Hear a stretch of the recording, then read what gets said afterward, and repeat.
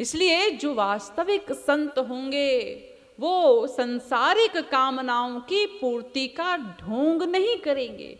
और जहां ऐसा होता हो, अगर आपको कोई ऐसा मिले, आप जाकर के कहें हाँ बाबा जी हमारा ये काम बन जाए, और वो कहें तथास्तु सब हो जाएगा, तो उनसे पूछिए कि महात्मा जी ये आप जो महात्मा बने कैसे बने?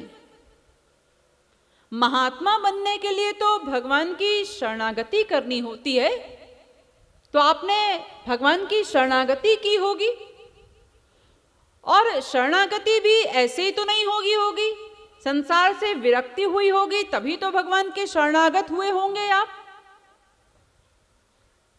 हाँ, हम संसार से विरक्त होकर भगवान के शरणागत हो गए। तो महात्मा जी ये बताइए, आप संसार से विरक्त कैसे हो गए? क्या आपको इस संसार में हैप्पीनेस, वो शांति, वो सुख नहीं मिला? तो कहते हैं अरे बेटा संसार में सुख है ही कहां जो मिलेगा, सुख तो परमात्मा में है। तो फिर महात्मा जी ये बताइए, जब आप ये जानते हैं कि संसार में सुख नहीं है, इसलिए आप संसार से विरक्त होकर के और भगवान की शरणागति करके महात्मा हो गए, तो फिर हमको उसी संसार में धकेलने जा रहे हैं क्यों? अरे हम तो अबोध हैं, हम तो अज्ञानी हैं, हमें कुछ नहीं पता, कोई ज्ञान नहीं है, इसलिए हम तो आकर के आपसे संसार मांगेंगे। लेकिन आप तो ज्ञानी हैं, आप तो गुरु की सीट पर बैठे हुए हैं, आपको तो हमें बताना चाहिए ना, और आप हमको उसी संसार में धकेलने में लगे हैं। कैसे महात्मा हैं आप? अरे ऐसा कर्म तो कोई संसारी साधारण मनुष्य भी नहीं करता। एक छोटा सा बच्चा, उसने कोई जहर की शीशी उठा ली। अब वो बच्चा है, उसको नहीं पता, उसने तो खेल खेल में शीशी उठा ली, वो खेल रहा है। लेकिन माँ ने जैसे ही देखा कि मेरे बच्चे ने जहर की शीशी पकड़ रखी है, तो सारा काम छोड़कर पहले बच्चे के पास जाती है और उससे वो शीशी छीन लेती है। अब वो बच्चा रोता है, सिद्ध करता है, पैर पटकता है कि हमको वो शीशी दे दो। तो क्या माँ दे देगी? बहुत जिद करेगा तो 2 झापड़ लगा देगी, लेकिन फिर भी वो जहर की शीशी नहीं देगी उसको, क्योंकि वो उसको पता है कि इसमें जहर है और ये मेरे बच्चे के लिए ठीक नहीं है। वो बच्चा नहीं जानता, माँ तो जानती है ना, तो माँ तो ऐसा कर्म नहीं कर सकती कभी। तो ऐसे ही आप भी हमारे गुरु बन करके बैठे हैं, महात्मा बन करके बैठे हैं, आपके पास तो ज्ञान है, हम अबोध हैं, हम अज्ञानी हैं, तो आपको हमें बताना चाहिए ना। तो कैसे महात्मा है फिर आप? इसलिए जो वास्तविक संत होंगे वो कभी भी किसी की सांसारिक कामनाओं की पूर्ति का ढोंग नहीं करेंगे। संसार तो जिसको जो भी मिलना है वो प्रारब्ध के अनुसार ही मिलेगा। और दूसरी चीज, वास्तविक संत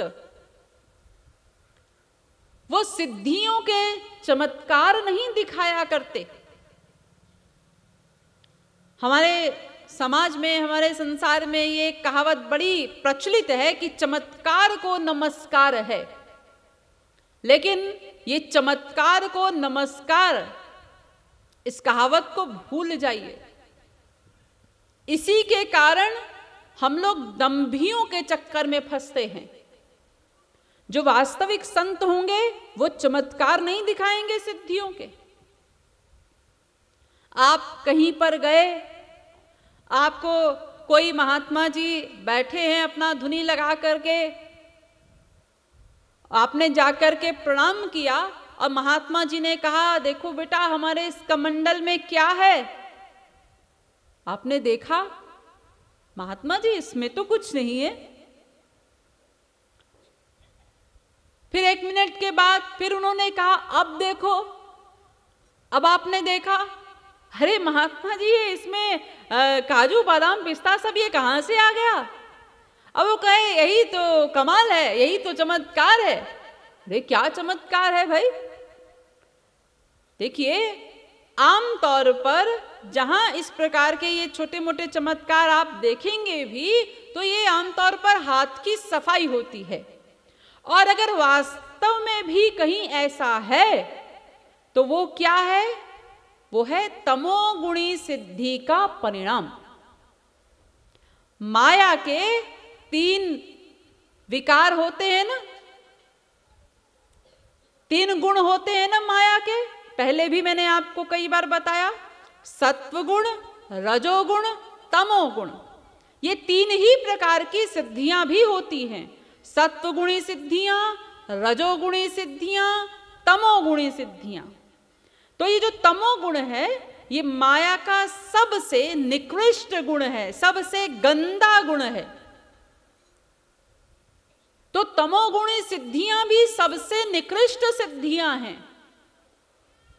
इसलिए इस प्रकार के जो चमत्कार कहीं होते भी हैं, जो कि आमतौर से तो हाथ की सफाई ही होती है, लेकिन अगर वास्तविकता भी है उनमें, तो वो क्या है? केवल तमोगुणी सिद्धि का परिणाम है मात्र।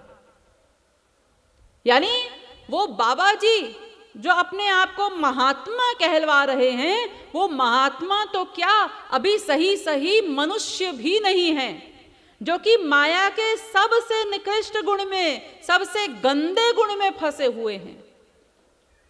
और ऐसे महात्माओं के अनुयायी जो बनते हैं, उन महात्माओं का भी परिणाम क्या होता है? घोर यातना वाला नरक मिलता है उनको। और ऐसे महात्माओं के अनुयायी भी जो बनते हैं, वो भी उन्हीं के पीछे उसी नरक में पड़ते हैं जाकर के। इसलिए ये जो तमोगुणी सिद्धि जो होती है, वो उसमें लोगों को ठगने के प्रयोग होते हैं, तो सबसे निकृष्ट गुण है।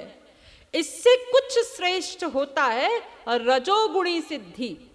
रजोगुणी सिद्धि में लोगों की रक्षा के प्रयोग किए जाते हैं, और उससे भी श्रेष्ठ और दुर्लभ होती है। इसका जैसे जैसे सिद्धियों का स्तर बढ़ता जाता है, वो वैसे ही सिद्धियां दुर्लभ होती जाती हैं। तो सत्वगुणी सिद्धि वाला तो शायद ही कभी कोई आपने देखा हो, क्योंकि बड़े बड़े कमाल होते हैं। 8 प्रकार की सिद्धियां होती हैं सत्वगुणी सिद्धियां, अणिमा, लघिमा, गरिमा, प्राकाम्य आदि। बड़े बड़े कमाल होते हैं उसमें। अपने शरीर को इतना हल्का बना लिया कि फूंक मारो तो उड़ जाए, इतना भारी कर लिया कि हजारों लोग भी मिलकर उठाना चाहें तो भी ना उठा पाए। आग में चलकर आग को पार कर लिया, नदी पर चल करके नदी को पार कर लिया, आपके अंतःकरण में घुस करके आपके अंतःकरण की बात को जान लिया। ऐसे कमाल होते हैं उसमें। अगर ऐसा कोई आपको दिख जाए तो आप कहोगे अरे ये तो साक्षात भगवान उतर आए हैं। लेकिन भगवान नहीं, अभी वो भी महापुरुषत्व उसमें भी नहीं है, क्योंकि सत्व गुण भी माया का ही गुण है।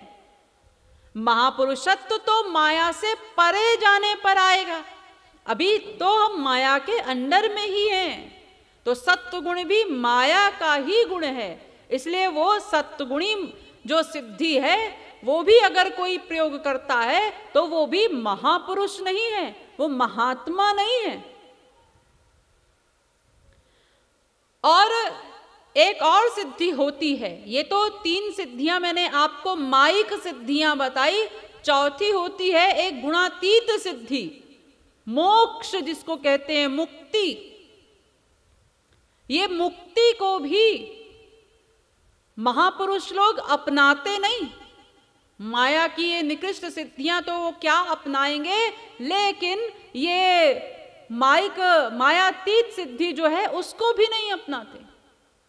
भगवान कहते हैं दीयमानम न गृह्णन्ति, देने पर भी नहीं लेते।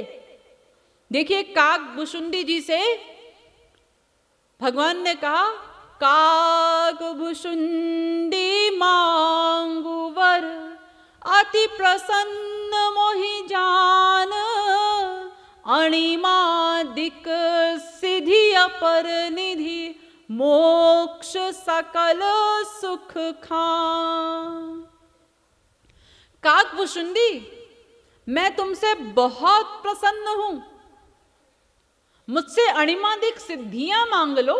ये जो अभी मैंने बताया ना 8 प्रकार की सिद्धियां होती हैं, सत्वगुणी सिद्धियां, तो इनका नाम जब सुना काकभूषुंडी जी ने, तो काकभूषुंडी कहते हैं हमको नहीं चाहिए ये।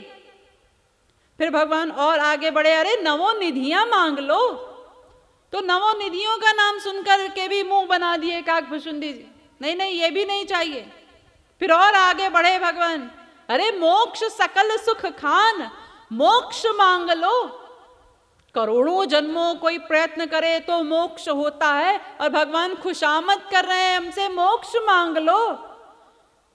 तो मोक्ष का नाम सुनकर के भी मुंह बिचका दिया काकभूषुंडी जी ने, और भगवान से कहते हैं महाराज, आप ये जो अति प्रसन्न हो गए हैं ना हमारे ऊपर, अति प्रसन्न मत होइए, हमें तो आपकी कृपा कटाक्ष ही बहुत है, इसलिए ये सब चीजें हमें नहीं चाहिए, हम जो मांगे वो हमें दे दीजिए।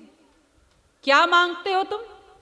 अविरल भक्ति विशुद्ध तव, श्रुति पुराण जेहि गाव, जेहि खोजत योगीश मुनि, प्रभु प्रसाद को पाव, तो देहु दया करी राम।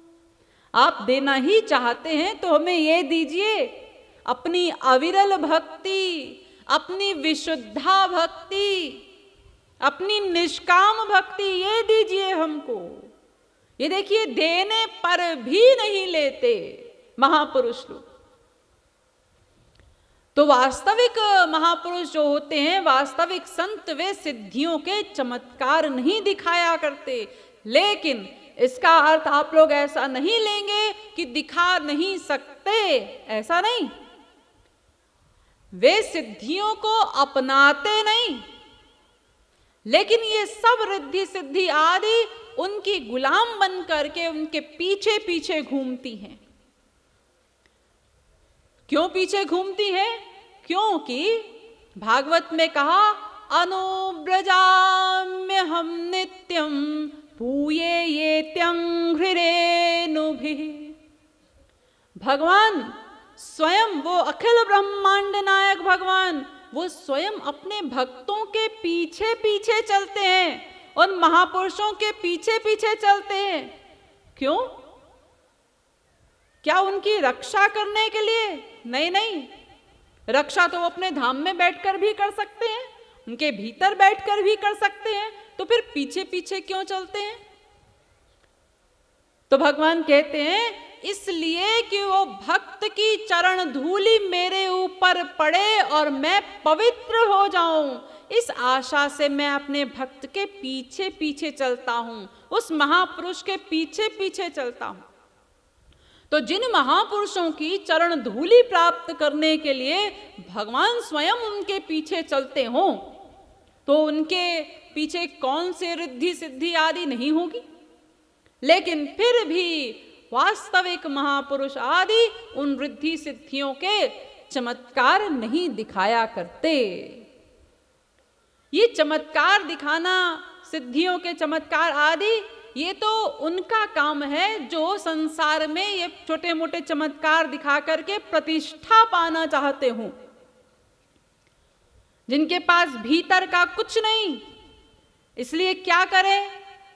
लोगों को आकर्षित करने के लिए ऐसे छोटे मोटे चमत्कार दिखाएंगे तो लोग आएंगे, तो वो जगत प्रतिष्ठा के लिए उस प्रकार के कार्य किया करते हैं। लेकिन महापुरुषों का सिद्धांत तो ऐसा नहीं है। उनका सिद्धांत तो क्या है? गोपनीयम गोपनीयम गोपनीयम प्रयत्नतः। वो तो प्रयत्न पूर्वक अपने को छिपाए रहते हैं, कोई जाने ना हमें। उनका सिद्धांत तो ये है। तो वे महापुरुष भला इस प्रकार के कार्य करके जग में प्रतिष्ठा पाना चाहेंगे? तो वास्तविक महापुरुष लोग वो सिद्धियों के चमत्कार नहीं दिखाया करते। और वास्तविक संत जो होते हैं वो किसी को श्राप आदि भी नहीं देते।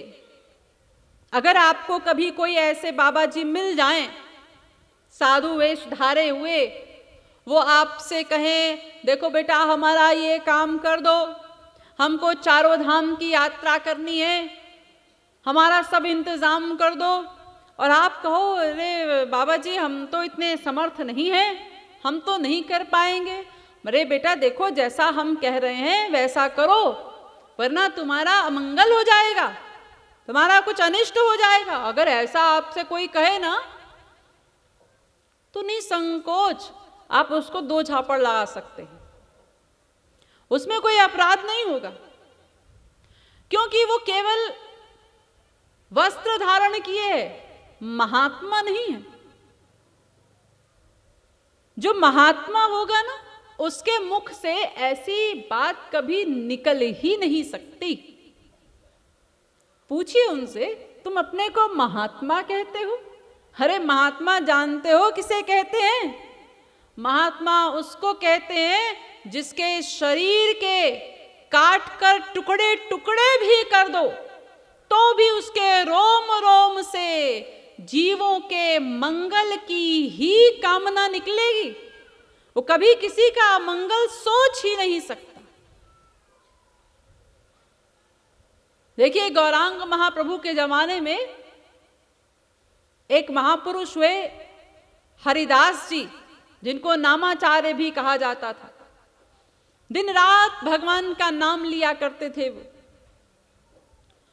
तो उनके हरिदास जी जो थे वो जाति से यवन थे, मुसलमान थे। तो उनके जो जाति के लोग थे उनको ये गुस्सा था कि ये हिंदू मुसलमान होकर हिंदुओं के भगवान का नाम क्यों लेता है। वो दिन रात हरे राम हरे कृष्ण हरि बोल ये सब भगवान का नाम लेते थे। तो एक दिन उनके बिरादरी के कुछ लोगों ने इकट्ठे होकर के उनको कोड़ों से मारते हुए नवद्वीप के बाजारों में घुमाया। पूरे शरीर से खून की धाराएं बहने लगी। अंत में जब वो हरिदास जी बेहोश हो गए तो उनको गंगा जी में फेंक कर चले आए, मरा हुआ समझ करके।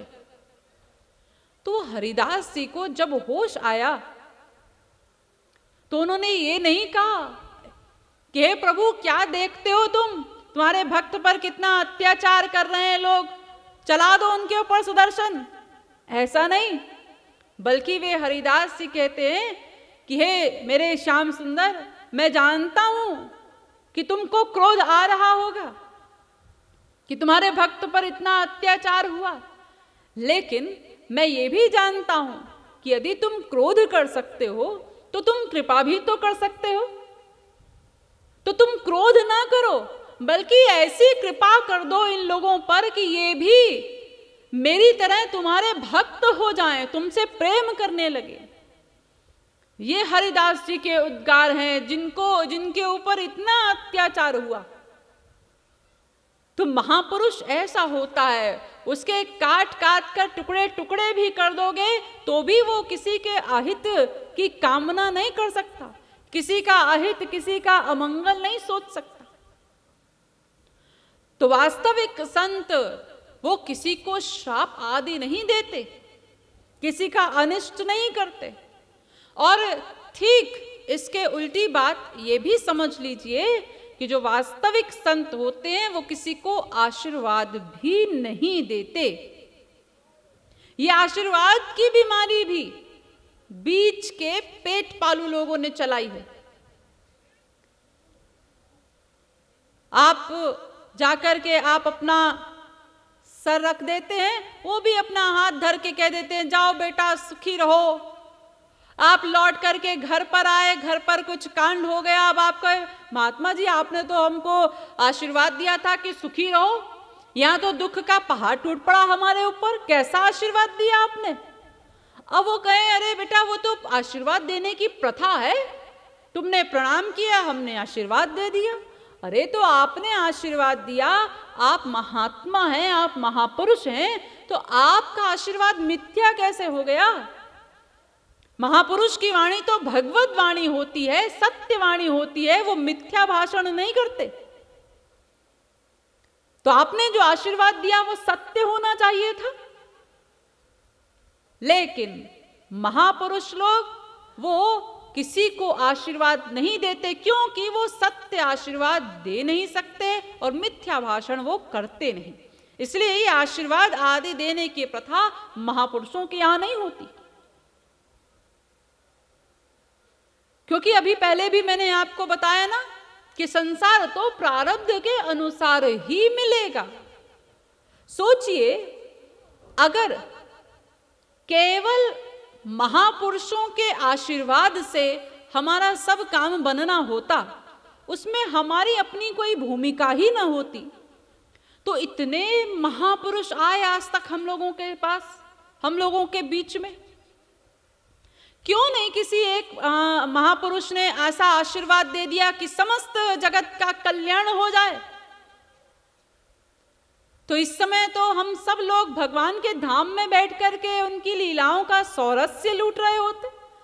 क्यों यहाँ इस संसार में इतना कष्ट भोग रहे होते?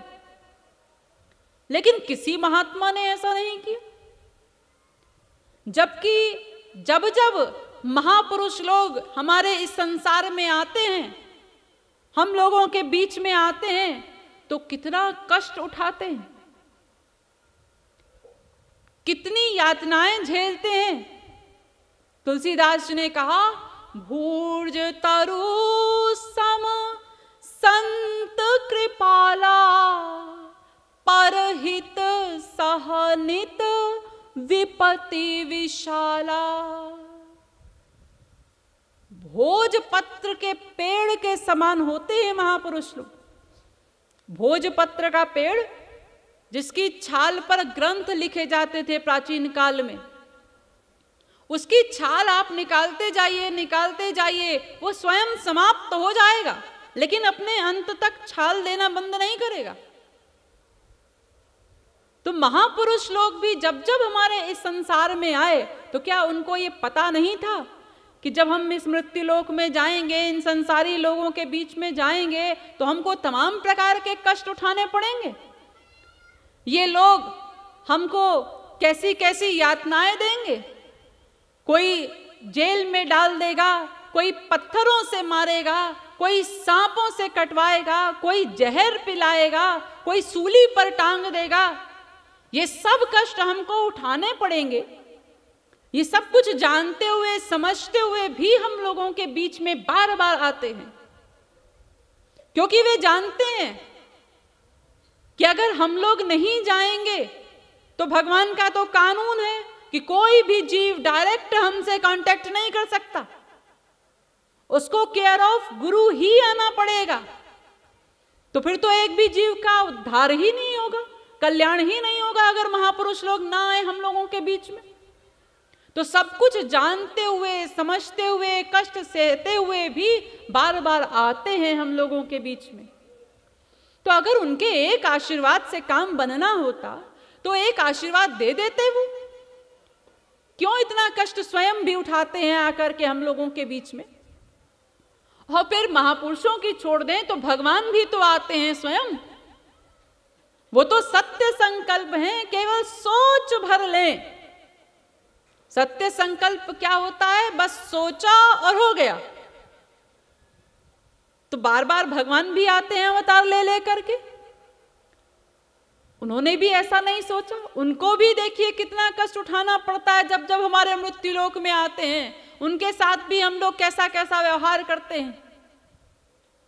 लेकिन भगवान सत्य संकल्प होकर के भी उन्होंने कभी ऐसा संकल्प नहीं किया कि समस्त सृष्टि का कल्याण हो जाए।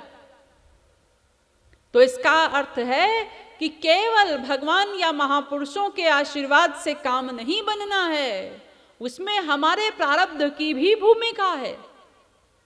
इसलिए वास्तविक संत किसी को आशीर्वाद नहीं देते, मंगल कामना वो सबके प्रति रखते हैं, सबके कल्याण का भाव रखते हैं। उनका तो दिन रात यही प्रयास ही रहता है कि मैं इन सब जीवों के साथ मैं कैसा व्यवहार करूं, मैं इनको क्या दे दूं, कि इनका प्रेम भगवान से हो जाए, उनका यही प्रयास रहता है। लेकिन वो मिथ्या भाषण करके मिथ्या आशीर्वाद आदि नहीं दिया करते।